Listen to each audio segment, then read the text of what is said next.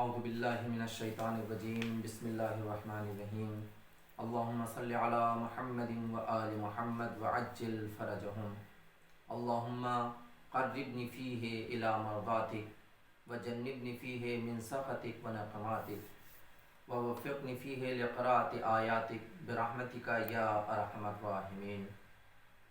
آج ماہ رمضان کی دوسری تاریخ ہے اور اس دوسری تاریخ کے لیے معصومین نے بندے مومن سے کہا کہ تم اپنے پروردگار کی بارگاہ میں جو مطالبے کرو وہ مطالبے یہ ہیں کہ پروردگار مجھے اپنی مرضی سے قریب تر بنا دینا، اللہم قربنی فیہ الی مرضاتک، پروردگار مجھ کو اپنی مرضی سے قریب تر بنا دینا۔ اور دوسرا مطالبہ وجنبنی فیہ من سخطک، پروردگار اس مہینے میں مجھ کو اپنی ناراضگی اور غضب سے دور رکھنا۔ ووفقنی فیہ قراءۃ آیاتک، اور تیسرا مطالبہ یہ ہے کہ پروردگار تو رحمان ہے، تو رحیم ہے، پروردگار مجھ کو آیات قرآن مجیدہ کی تلاوت کی توفیق عطا فرما۔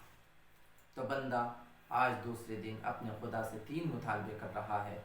پہلا مطالبہ ہے پروردگار اپنی رضایت و خوشنودی عطا فرما۔ دوسرا مطالبہ ہے پروردگار اپنا غضب اور ناراضگی سے مجھ کو پناہ میں رکھنا، مجھ کو بچانا۔ تیسرا مطالبہ قرآن مجید کی آیات کی تلاوت ہے۔ پہلا مطالبہ رضایت خداوندی، اگر آپ اس کو دیکھیں تو رضایت خداوندی اس کائنات میں جتنی بھی نعمتیں خداوند عالم نے اس انسان اور بندے مومن کو دی ہیں، اس میں سب سے عظیم ترین نعمت جو ہے وہ ہے رضایت خداوندی۔ لیکن رضایت خداوندی کے لیے پہلی شرط جو ہم آیات سے سمجھتے ہیں وہ ہے جذبہ قربانی کا پایا جانا۔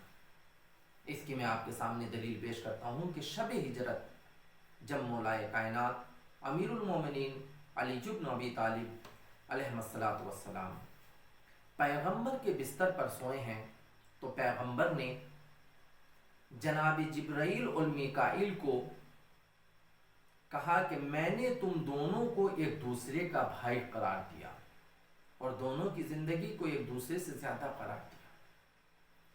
اب میں تم سے کہتا ہوں کہ بتاؤ تم میں سے کون ہے کہ جو اپنی زندگی کو دوسرے کے اوپر نچھاور کر دے، اپنی زندگی کو دوسرے کے اوپر قربان کر دے؟ تو دونوں ملک نے بارگاہ خداوندی میں فریاد کی، پروردگار ہم جینا چاہتے ہیں، ہم تیری عبادت کرنا چاہتے ہیں۔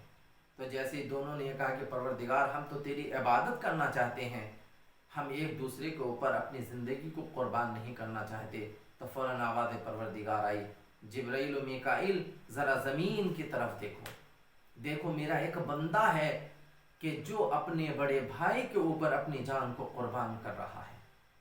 بس جیسے ہی جناب جبرائیل و میکائیل نے دیکھا، فوراً حکم پروردگار آیا کہ جبرائیل و میکائیل کیونکہ تمہارے اندر جذبہ قربانی نہیں ہے، لہذا جاؤ تم زمین کے اوپر اور دونوں جا کر علی کی حفاظت کرو۔ اس کے بعد جب جناب جبرائیل و میکائیل زمین کے اوپر آئے اور آنے کے بعد دونوں ایک سرہانے اور ایک پائنتی کھڑے ہو گئے اور اس کے بعد آواز دے رہے تھے، بخن بخن لکا یبن ابی طالب، مبارک ہو اے ابو طالب کے بیٹے علی، خداوند عالم تمہارے ذریعے سے ملائکہ کے اوپر فخر کر رہا ہے کہ دیکھو میرے بندے کو کس طریقے سے اپنے بھائی کے اوپر اپنی جان قربان کر رہا ہے۔ اور اس کے بعد یہ ارشاد فرمایا، وَمِنَ النَّاسِ مَن يَشْرِي نَفْسَهُ ابْتِغَاءَ مَرْضَاتِ اللَّهِ وَاللَّهُ رَءُوفٌ بِالْعِبَادِ۔ تو جذبہ قربانی سب سے پہلی شرط ہے مرضی پروردگار۔ لوگوں میں سے کچھ ایسے بھی ہیں کہ جو اپنے نفس کو بیچ دیتے ہیں، کس لیے؟ تاکہ مرضی پروردگار کو خریدیں، یعنی مرضی پروردگار ان کے نفس کی قیمت ہے۔ تو یہ مرضی اسی وقت حاصل ہوگی کہ جب انسان اپنے نفس، اپنی جان، اپنے مال، اپنی عزت و آبرو کو خدا کے لیے قربان کرنے کی صلاحیت اور حوصلہ رکھتا ہو۔ اور دوسری دلیل یہ کہ خود امام زین العابدین علیہ السلام ارشاد فرماتے ہیں کہ جب مومنین جنت میں داخل ہو جائیں گے، داخل ہونے کے بعد جب وہ اپنے محلوں میں داخل ہوں گے اور ان کے سامنے تر و تازہ میوہ پیش کیے جائیں گے اور وہ جس چیز کی خواہش کریں گے نہریں ان کے سامنے ہوں گی، پھل ان کے سامنے ہوں گے، حوریں ان کے سامنے ہوں گی، وہ جس چیز کی خواہش کریں گے وہ چیز فوراً ان کے سامنے حاضر ہو جائے گی۔ جب وہ چیز ان کے سامنے حاضر ہوگی تو ایک مرتبہ آواز پروردگار آئے گی، اے میرے بندو کیا تم یہ چاہتے ہو کہ میں تمہارے سامنے اس سے بھی عظیم تر شے کو پیش کروں؟ کہ کیا تم یہ چاہتے ہو کہ میں اس سے بھی عظیم شے اگر کوئی ہے وہ تم کو بتاؤں؟ تو ایک مرتبہ جنت میں بہشت میں داخل ہونے والے تمام مومنوں نے کہا پروردگار کیا اس سے بھی عظیم کوئی شے ہو سکتی ہے کہ جہاں پر ہم جس چیز کا تصور کرتے ہیں وہ شے فوراً ہمارے سامنے حاضر ہو جاتی ہے؟ تو ہمارا آپ کے چوتھے امام زین العابدین علیہ السلام نے ارشاد فرمایا کہ آواز پروردگار آئی اور اس وقت امام زین العابدین نے اس آیت کی تلاوت کی، وعد اللہ المؤمنین والمؤمنات جنات تجری من تحت الانہار خالدین فیہا ومساکن طیبۃ فی جنات عدن ورضوان من اللہ اکبر ذالک هو الفوز العظیم، یعنی جنت کی نعمتوں سے عظیم ترین جو نعمت ہے وہ ہے رضایت پروردگار۔ لہٰذا اگر ہم یہ چاہتے ہیں تو خدا بند عالم سے ہم دعا کریں، معصوم کہہ رہے ہیں تم یہ دنیاوی نعمتوں کے بارے میں نہ سوچو، تم اس سے دعا کرو کہ پروردگار ہم کو اپنی رضایت عطا فرما۔ اگر خدا کی رضا تم کو مل گئی تو پھر یاد رکھنا دنیا کی ہر نعمت تم کو مل جائے گی۔ لہٰذا امام حسین نے دعائے عرفہ میں ارشاد فرمایا، پروردگار جس نے تجھ کو کھو دیا اس نے پایا کیا، اور جس نے تجھ کو پا لیا اس نے کھویا کیا۔ مولا کائنات امیر المومنین علیہ السلام فرماتے ہیں کہ تین چیزیں ایسی ہیں کہ جو رضایت الہی کا سبب بنتی ہیں۔ کہ وہ کون کون سی؟ سب سے پہلے زیادہ استغفار۔ اگر انسان زیادہ سے زیادہ استغفار کرتا رہے گا، انشاءاللہ استغفار کس کو کہتے ہیں یہ بعد والی دعاؤں میں آپ کے سامنے پیش کیا جائے گا کہ زیادہ سے زیادہ انسان استغفار کرے، جتنا استغفار کرتا چلا جائے گا اتنا ہی وہ خدا بند عالم کی رضا سے قریب ہوتا چلا جائے گا۔ دوسری چیز مولا کائنات نے ارشاد فرمایا نیک اخلاق۔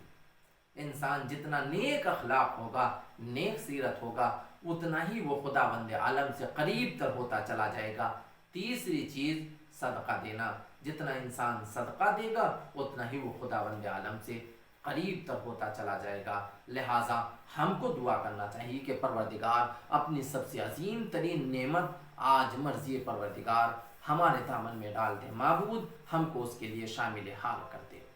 دوسری چیز کہ جو یا خود مولا کا وہ امام حسین علیہ السلام سے ایک شخص سوال کرتا ہے، مولا دنیا و آخرت کی سب سے اچھی چیز، سب سے بہتر چیز کون سی ہے؟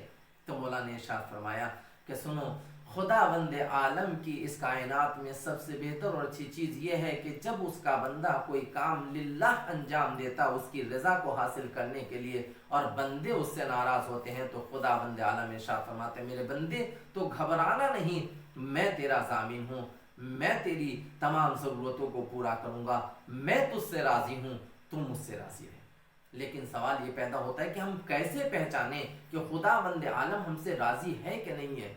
تو ملاک معصوم ارشاد فرماتے ہیں کہ اگر تم یہ پہچاننا چاہتے ہو کہ تمہارا خدا تم سے راضی ہے کہ نہیں ہے، بس تم اپنے گریبان میں جھانکو، تم یہ دیکھو کہ تم خدا سے راضی ہو کہ نہیں۔ اگر تم خدا سے راضی ہو تو تمہارا خدا بھی تم سے راضی ہے، لیکن اگر تم خدا سے گلا شکوہ کرتے ہو، تھوڑی سی مصیبت آتی ہے فریاد کرنے لگتے ہو، تو یاد رکھنا پھر خدا بھی تم سے راضی نہیں ہے۔ تم ہر حال میں خدا سے راضی رہو تو خدا بھی تم سے راضی رہے گا۔ لہٰذا یہ بات ہے کہ جب امام حسین ہر مصیبت کو برداشت کر چکے اور اس کی رضا پر راضی رہے تو پھر پروردگار نے اعلان کیا، یا ایتھا النفس المطمئنہ ارجعی الی ربک راضیۃ مرضیہ، تو ہر حال میں مجھ سے خوش ہے، میں بھی تجھ سے ہر حال میں خوش ہوں۔ لہٰذا ملاک یہ ہے کہ ہم یہ دیکھیں کہ ہم اس سے راضی ہیں یا نہیں۔ روایات میں ملتا ہے کہ ایک شخص تقریباً 30 35 40 سال تک شدید بیماری میں مبتلا رہا۔ کچھ لوگ اس کے پاس آتے تھے، اس کی بیماری کو دیکھ کر وہ دعا کرتے پروردگار اس کو اٹھا لے۔ جیسے ہمارے درمیان بھی ہوتا ہے کہ جب کوئی انسان بہت زیادہ بیمار ہوتا ہے تو ہم اس کے لیے جو دعا کرتے ہیں سب سے بہتر دعا سمجھتے ہیں وہی ہوتا ہے، پروردگار اب ہم سے اس کی یہ بیماری دیکھی نہیں جاتی، اگر اس کو تو اٹھا لے، موت دے دے تو شاید اس کے لیے وہی بہتر ہو۔ اس کے پاس بھی کچھ لوگ گئے، کیا تو اپنی اس بیماری سے پریشان نہیں ہے؟ تو خدا سے دعا کیوں نہیں کرتا کہ پروردگار مجھ کو اٹھا لے؟ تو ایک مرتبہ اس نے کہا کہ سنو، میں اس بیماری سے پریشان نہیں ہوں اور میں دعا کر سکتا ہوں خدا سے کہ پروردگار مجھ کو موت دے دے، لیکن میں یہ سوچتا ہوں جب یہ میرے دل میں بات آتی ہے کہ میں یہ دعا کروں تو میں سوچتا ہوں نہ جانے میرے پروردگار کی یہ مرضی نہ ہو، میرا پروردگار مجھ کو اسی حال میں باقی رکھنا چاہتا ہے۔ یہ روایت اسلامی میں جناب موسیٰ کے قوم کا واقعہ ملتا ہے کہ ایک انسان جس کے نہ ہاتھ ہیں نہ پیر ہیں نہ کچھ، صرف اور صرف آدھا جسم ہے اور زبان ہے، آنکھیں بھی صحیح نہیں ہیں، اور یہ تمام کی تمام نعمتیں اس سے سلب ہیں۔ جناب موسیٰ نے اس کو جب دیکھا، بندوں نے اس کو دیکھا کہ کہا تو اس حالت میں بھی شکر ادا کر رہا ہے؟ تو اس نے کہا کہ ہاں میں شکر ادا کر رہا ہوں۔ کہ کس بات پر شکر ادا کر رہا ہوں؟ کہ اس بات پر شکر ادا کر رہا ہوں کہ پروردگار نے مجھ کو پیر نہیں دیے، اگر پیر دیے ہوتے تو شاید میں گناہوں کی طرف میرے قدم بڑھتے۔ کہ پروردگار نے مجھے ہاتھ نہیں دیے، اگر ہاتھ ہوتے شاید میرے یہ ہاتھ گناہوں کی جانب بڑھتے۔ پروردگار نے مجھ کو آنکھیں نہیں دی، میں اس کا شکر ادا کرتا ہوں مالک، تو نے مجھ کو آنکھیں نہیں دی ہیں، اگر آنکھیں ہوتی تو شاید میں نامحرموں کو دیکھتا، شاید ان چیزوں کو دیکھتا کہ جو خداوند عالم نے حرام قرار دی ہیں، لہٰذا ہر حال میں اس کا شکر ادا کرتا ہوں۔ لہٰذا اگر ہم یہ چاہتے ہیں، ہم یہ پہچانیں کہ خدا ہم سے راضی ہے کہ نہیں ہے، ہم یہ دیکھیں کہ ہم خدا سے راضی ہیں یا نہیں ہیں۔ اس کے بعد آخری مطالبہ، تیسرا مطالبہ جو بندہ خدا سے کر رہا ہے، پروردگار ووفقنی فیہ لقراءۃ آیاتک برحمتک یا ارحم الراحمین، پروردگار مجھ کو اس مہینے میں اپنے قرآن مجید کی آیات کی تلاوت کی توفیق عطا فرما، اے بہترین رحم کرنے والے۔ پیغمبر اکرم حضرت محمد مصطفیٰ صلی اللہ علیہ وآلہ وسلم نے ارشاد فرمایا کہ 5 چیزیں ایسی ہیں کہ جو انسان کو صحت و سلامتی اور جو دل کے اوپر زنگ آ جاتا ہے، زنگ آلود جب گناہ کرتا ہے انسان تو یہ دل اس کا زنگ آلود ہو جاتا ہے، اگر وہ یہ چاہتا ہے کہ اپنے زنگ آلود دل سے اس زنگ کو دور کرے تو پیغمبر نے کہا 5 چیزیں ایسی ہیں کہ جو انسانی دل سے اس زنگ کو، گناہوں کے زنگ کو دور کر دیتی ہے۔ کہا وہ کون کون سی؟ کہا پہلی چیز ہے علماء کی ہم نشینی، انسان جتنا علماء کی بزم میں بیٹھے گا، ان کی ہم نشینی اختیار کرے گا، اس کے گناہ کم ہوتے چلے جائیں گے، اس کا دل پاک ہوتا چلا جائے گا۔ دوسری چیز جو پیغمبر نے ارشاد فرمایا کہ یتیموں کے سر پر ہاتھ پھیرنا، جب کسی انسان کے سامنے کوئی یتیم آئے اور وہ اس کے سر کے اوپر ہاتھ پھیرے تو خدا بند عالم اس کے گناہوں کو معاف کر دیتا ہے، اس کے دل سے زنگ کو دور کر دیتا ہے۔ تیسری چیز جو پیغمبر نے فرمائی کہ آدھی رات کو شب کے سناٹے میں استغفار کرنا خدا بند عالم کو بہت پسند ہے، اس کے دلوں کے زنگ کو دور کر دیتا ہے۔